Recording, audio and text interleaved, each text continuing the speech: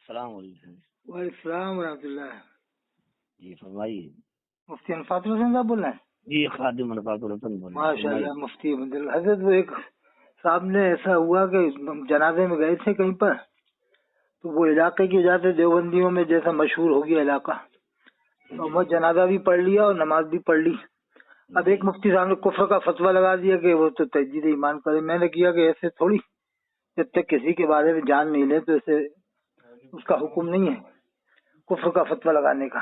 دیکھیے ایسا ہے کہ اگر اس کے بارے میں علم صحیح تھا کہ یہ بد مذہب ہے، عقائد کفریہ کا حامل ہے، اور اس کے جانتے ہوئے ایسا کرے گا تو توبہ ایمان تیری نکاح سب کا حکم دیا جائے گا۔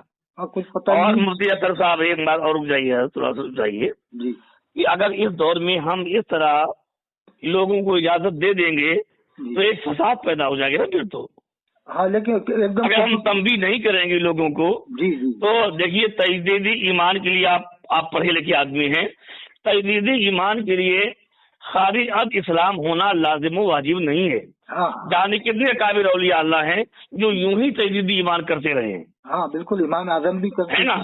تو نہیں، دین متعدد اولیاء اور فقہات منقول ہے باقاعدہ۔ تو اگر کسی مفتی نے یہ کہہ دیا کہ آپ توبہ بھی کر لیں، تجدید ایمان بھی کر لیں اور تجدید نکاح بھی کر لیں، اس میں کیا خرابی لازم آ گئی؟ تجدید نکاح کر لیں میں کون سا گناہ ہو جائے گا ان کے اوپر؟ اور نیز دیگر عوام کو، جو عوام ہے اس کو سبق تو ملے گا کم سے کم۔ نہیں ملے، اسی لیے ان کا کہنا تھا ہمیں کچھ معلوم نہیں ہے، نہ اس کا عقیدہ معلوم، کیسے ہم کریں؟ ارے معلوم ہے، یہ تو معلوم تھا کہ دیوبندی ہے۔ ہاں بس خالی جگہ کے اعتبار سے پتہ تھا۔ نہیں، جب اس کو معلوم تھا دیوبندی ہے تو کیوں شریک ہوا جنازے میں؟ پھر اب اس میں ایک بات یہ بھی آئی کہ اب رہے گی، اگر آپ یہ کہیں کہ صاحب عقیدہ نہیں، دیوبندی ہونا معلوم تھا نا، تو کیا فرض حق کا عقیدہ پوچھتے پھریں گے؟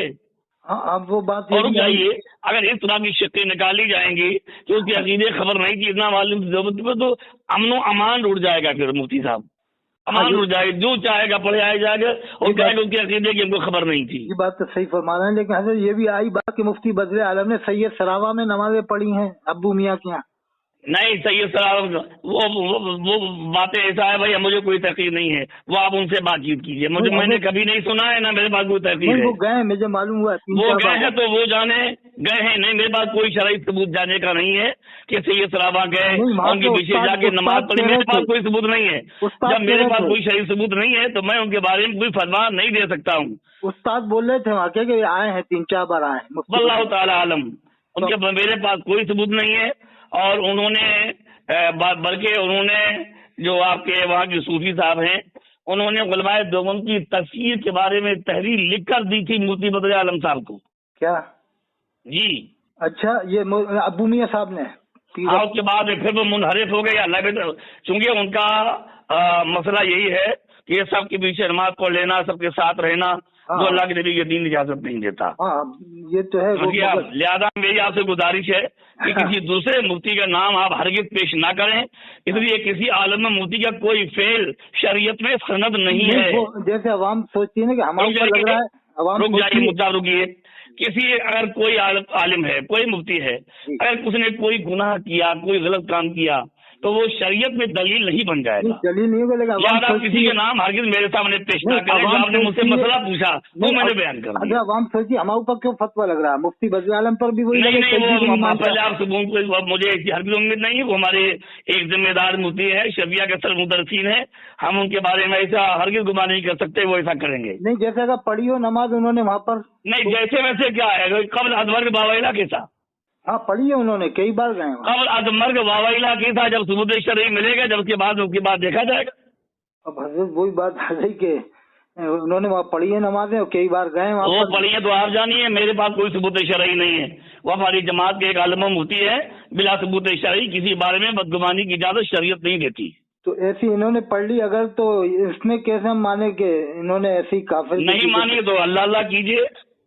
جیسے انجان ہے دیوبندی ہے، معلوم نام سے دیوبندی۔ دیکھو میرے پیارے بھائی، میں اس لیے کہہ رہا ہوں کہ اگر اس موقع پر اگر عوام کو سختی سے فتویٰ نہیں بتایا جائے گا تو امن و امان اڑ جائے گا، ہر آدمی نماز جنازہ پڑھنے لگے گا، پھر آپ سے پوچھے آپ کہے گا مجھے عقیدہ قطعیہ کفریہ کی اس کو خبر نہیں تھی، ثبوت نہیں تھا، پھر تو ایک امن و امان ہی اڑ جائے گا میرے بھائی ایک دم سے۔ اعلیٰ حضرت نے بھی تو یہی لکھا ہے حضرت क्या लिखा है कि नमाज जनाजा पढ़ना चाहिए उसकी? अगर किसी ने पूछा था हमारा जमात का टाइम है, अगर नमाज पढ़ना चाहे इमाम के बारे में कंफर्म नहीं है, कहा कि जमात मत छोड़ो पढ़ो। नहीं, अगर कंफर्म ना होना लगे, हाँ। यानी मुझे ये देवबंदी होना मालूम नहीं है तो बिला वजह देवबंदी क्यों कहेंगे? कंफर्म ना होने का यह मतलब है। हाँ। आला हज़रत की इबारत को समझने की रहमत फरमाइए। हाँ हाँ जो आप पढ़ रहे हैं हाँ हाँ उसका ये मतलब नहीं है। हाँ। अगर आया फरमाया से ये सवाल हुआ कि कन्फर्म नहीं है, कन्फर्म का मतलब ये है कि उसका देवबंदी होना उसको मालूम ही नहीं है, हाँ बस तो जाहिर बात है तहकीक फर्ज नहीं है, जमात खड़ी नमाज पढ़ ले। हाँ ये बताया कि अगर ये मतलब है उसका कन्फर्म ना होने का। हाँ, नहीं, उसका नहीं। ये मतलब नहीं है कि अकीदे कुफरिया की खबर नहीं हो, देवबंदी होना मालूम है तो नमाज जनाजा पढ़ो, उसकी नमाज पढ़ो उसके पीछे, ये मतलब नहीं है हालात के जवाब का। हाँ यही उन्होंने ऐसी पढ़ी थी, उन्हें कुछ पता ही नहीं, ना उन्होंने कुफ्र सुना न देखा, खाली एक देवबंदी होना मालूम था कि देवबंदी होना मालूम था।